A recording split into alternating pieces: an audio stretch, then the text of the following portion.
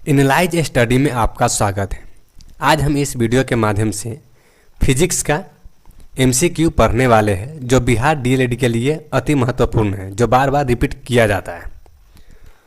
यह वीडियो हमारा चौथा है। अगर 3 वीडियो नहीं देखे हैं तो इस वीडियो के डिस्क्रिप्शन में आपको उसका लिंक मिल जाएगा, आप वहां से जाकर देख सकते हैं।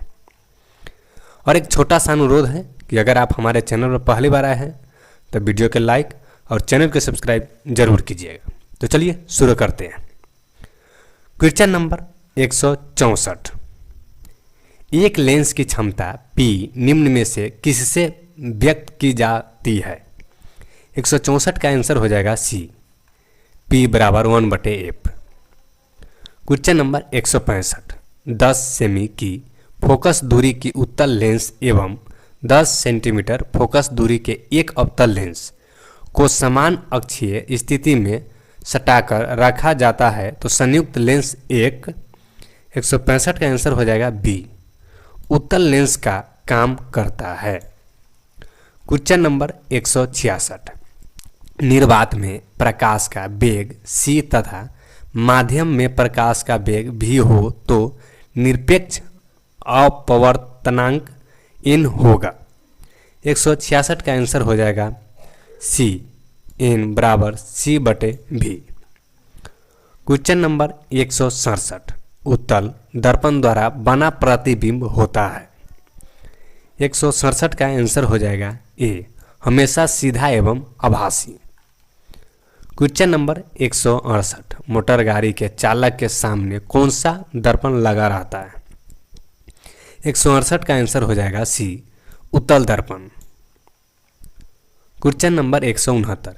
एक गोलीय दर्पण द्वारा बनने प्रतिबिंब का आवर्धन m ऋणात्मक है, इसका अर्थ यह है कि प्रतिबिंब 169 का आंसर हो जाएगा D, उल्टा है। Question number 170। एक स्टेथोस्कोप में हृदय के धड़कन की ध्वनि स्टेथोस्कोप की नली में गमन करती है। 170 का आंसर हो जाएगा B, नली में बार बार परिवर्तन द्वारा। Question number 171। किसी बड़े हॉल में जो ध्वनि निर्बंध बार बार होता है उसे कहा जाता है। 171 का आंसर हो जाएगा C, अनुरणन। Question number 172। श्रव्य प्रास से अधिक आवृत्ति वाले तरंग को कहा जाता है। 172 का आंसर हो जाएगा A, प्राश्रव्य। Question number 173। ध्वनि के परावर्तन में जिस नियम का पालन होता है उसका एक भाग है। 173 का आंसर हो जाएगा C, आपतन कोण और परावर्तन कोण बराबर होते हैं। Question number 174। प्रतिध्वनि का कारण है। 174 का आंसर हो जाएगा ध्वनि का परावर्तन। Question number 175। 50 kg द्रव्यमान के एक पिंड को ऊपर उठाने में 4900 J ऊर्जा व्यय हुई तो वह पिंड किस ऊंचाई तक उठाया गया है? 175 का आंसर हो जाएगा B, 10 मीटर। Question number 176। पृथ्वी तल से किसी वस्तु की ऊंचाई दोगुनी कर दी जाती है तो उसकी स्थितिज ऊर्जा। 176 का आंसर हो जाएगा B, दोगुनी हो जाती है। Question number 177। न्यूनतम SI मात्रक है। 177 का आंसर हो जाएगा B, बल का। Question number 178। यदि किसी वस्तु पर कोई बाह्य बल लग रहा हो जिससे वह बल की दिशा में त्वरित हो जाती है तो वह इस प्रकार उत्पन्न त्वरण वस्तु। 178 का आंसर हो जाएगा A, पर लगे बल के समानुपाती होता है। Question number 179। किसी वस्तु की गति त्वरित होती है तो 179 का आंसर हो जाएगा D, उस पर सदैव कोई बल कार्य करता है। Question number 180। जड़त्व का गुण। 180 का आंसर हो जाएगा A, प्रत्येक वस्तु में होता है। क्वेश्चन नंबर 181, यदि दो वस्तुएं ए तथा बी के द्रव्यमान क्रम संख्या 5 केजी तथा 35 केजी हो तो 181 का आंसर हो जाएगा बी। बी का जड़त्व ए से अधिक होगा। क्वेश्चन नंबर 182, जब किसी गतिमान वस्तु का विस्थापन उसके द्वारा तय की गई दूरी के बराबर है तो वस्तु के औसत वेग तथा औसत चाल में संबंध होता है। 182 का आंसर हो जाएगा ए, औसत वेग बराबर औसत चाल। क्वेश्चन नंबर 183, एक समान गति के लिए समय दूरी ग्राफ की प्राकृतिक होती है। 183 का आंसर हो जाएगा सी, सरल रेखा। क्वेश्चन नंबर 184, झूले की गति होती है। 184 का आंसर हो जाएगा डी, दोलनी। क्वेश्चन नंबर 185, कभी कभी अधिक आयु के कुछ व्यक्तियों के नेत्र का लेंस दुधिया तथा धुंधला हो जाता है, इस स्थिति को क्या कहते हैं। 185 का आंसर हो जाएगा सी, मोतियाबिंद। क्वेश्चन नंबर 186, उम्र बढ़ने के कारण नज़दीकी एवं दूर की वस्तुओं को देखने की दक्षता में कमी आने को क्या कहते हैं। 186 का आंसर हो जाएगा सी, जरा दूरदृष्टा। क्वेश्चन नंबर 187, अवतल लेंस का प्रयोग किस प्रकार के दृष्टि दोष के दूर करने के लिए किया जाता है। 187 का आंसर हो जाएगा ए, निकट दृष्टि दोष का। क्वेश्चन नंबर 188, किसी द्रव में पूर्णतः या अंशतः डूबी हुई वस्तु के भार में आभासी कमी। 188 का आंसर हो जाएगा ए, वस्तु के डूबे हुए भाग द्वारा हटाए गए द्रव के भार बराबर होती है। क्वेश्चन नंबर 189, कहाँ पर स्थित वस्तु का प्रतिबिंब अवतल दर्पण के फोकस पर बनता है। 189 का आंसर हो जाएगा डी, अनंत पर। क्वेश्चन नंबर 190, एक अवतल दर्पण में वस्तु की स्थिति फोकस और ध्रुव के बीच है तो प्राप्त प्रतिबिंब होगा। 190 का आंसर हो जाएगा ए, आभासी एवं 12। क्वेश्चन नंबर 191, एक अवतल दर्पण के वक्रता केंद्र पर कोई वस्तु रखी है तो उसका प्रतिबिंब कहाँ बनेगा। 191 का आंसर हो जाएगा डी, वक्रता केंद्र पर। क्वेश्चन नंबर 192, अवतल दर्पण के वक्रता केंद्र पर स्थित वस्तु की प्रतिबिंब का आवर्धन होगा। 192 का आंसर हो जाएगा सी, -1। क्वेश्चन नंबर 193, प्रेशर कुकर में खाना जल्दी पकता है क्यों। 193 का आंसर हो जाएगा डी, इससे पानी का क्वथनांक बढ़ जाता है। क्वेश्चन नंबर 194, तारित चालक बनाए जाते हैं। 194 का आंसर हो जाएगा सी, तांबे के।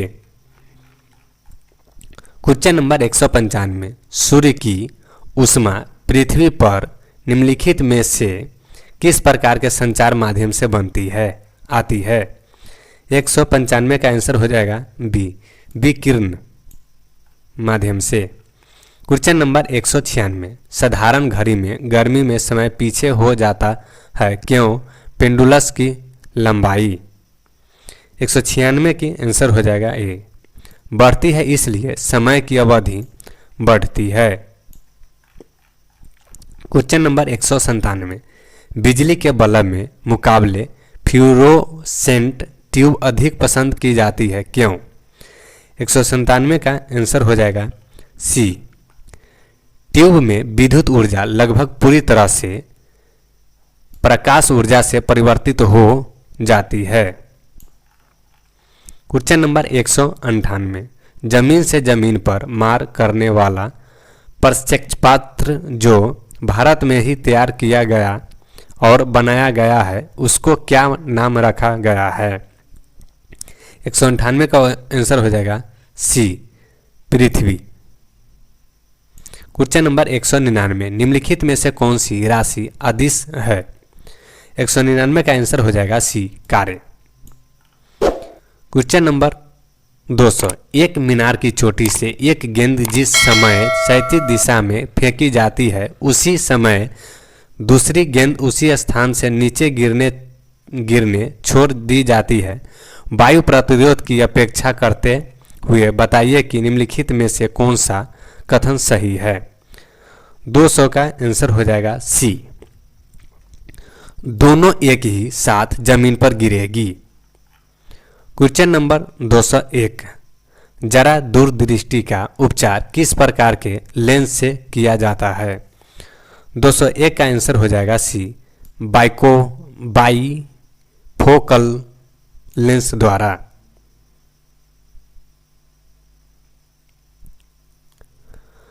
क्वेश्चन नंबर 202, एक प्रिज्म कितने सतहों पर घिरा होता है। 202 का आंसर हो जाएगा बी, 5। क्वेश्चन नंबर 203, प्रकाश के किस वर्ण के लिए तरंग दैर्घ्य अधिकतम होती है। 203 का आंसर हो जाएगा सी, लाल। क्वेश्चन नंबर 204, नेत्र अपने लेंस की फोकस दूरी को बदलकर दूर या निकट की वस्तु को साफ साफ देख सकता है। नेत्र के इस गुण को कहते हैं। 204 का आंसर हो जाएगा बी, समंजन क्षमता। क्वेश्चन नंबर 205, सूर्य का स्पेक्ट्रम प्राप्त करने के लिए कांच का प्रिज्म का प्रयोग सर्वप्रथम किसने किया था। 205 का आंसर हो जाएगा ए, न्यूटन ने। क्वेश्चन नंबर 206, किसके कारण सूर्योदय एवं सूर्यास्त के समय सूर्य की चक्रिका चपटी प्रतीत होती है। 206 का आंसर हो जाएगा बी, वायुमंडलीय अपवर्तन के कारण। क्वेश्चन नंबर 207, विद्युत बल्बों के तंतुओं का निर्माण किससे होता है। 207 का आंसर हो जाएगा डी, टंगस्टन द्वारा। क्वेश्चन नंबर 208, विद्युत का सबसे अच्छा चालक है। 208 का आंसर हो जाएगा ए, चांदी। दोस्तों, अगर आप अभी तक हमारे चैनल को सब्सक्राइब नहीं किए हैं तो प्लीज़ सब्सक्राइब कर लीजिए, क्योंकि यह वीडियो आपके लिए काफ़ी यूजफुल हम बना रहे हैं और आपका सपोर्ट हमें बहुत ज़रूरी है। तो सपोर्ट ज़रूर कीजिए और चैनल को सब्सक्राइब कीजिए और अपने दोस्तों के साथ शेयर ज़रूर कीजिएगा। क्वेश्चन नंबर 209, विद्युत संरचना के लिए उपयोग होने वाले तारों का निर्माण मुख्यतः किन धातुओं से किया जाता है। 209 का आंसर हो जाएगा सी, तांबा एवं एल्युमिनियम द्वारा। 210, एक विद्युत बल्ब के तंतु का प्रतिरोध 1200 ओम है तथा एक विद्युत हीटर की कुंडली का प्रतिरोध 100 ओम है। यह दोनों उपकरण 220 V के स्रोत से जुड़ा है तो कौन सा अधिक धारा लेगा।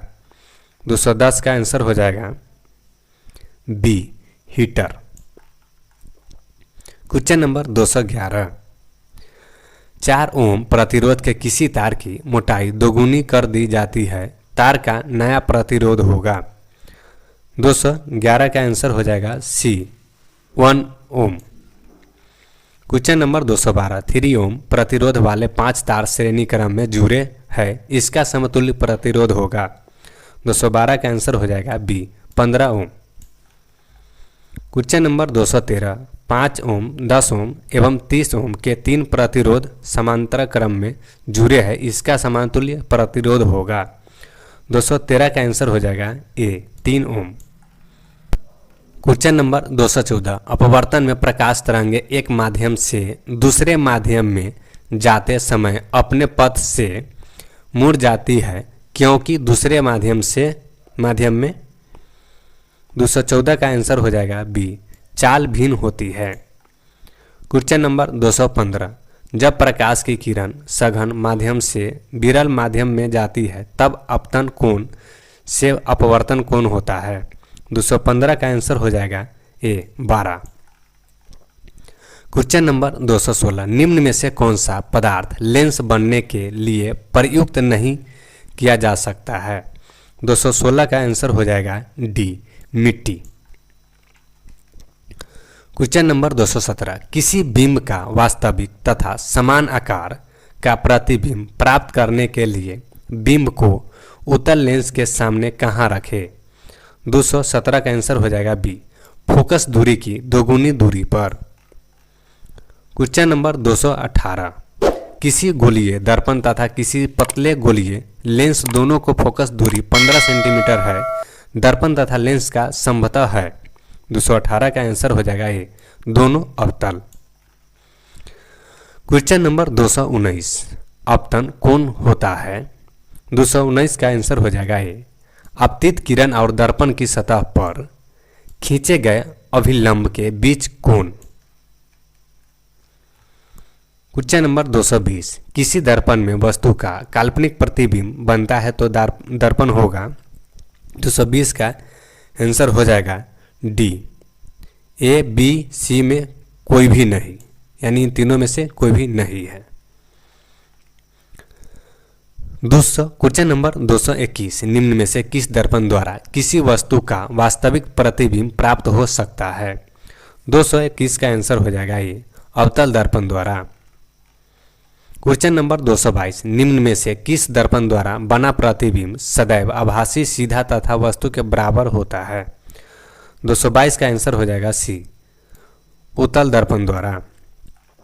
क्वेश्चन नंबर 223, वस्तु से छोटा और आभासी प्रतिबिंब किस दर्पण से प्राप्त होता है?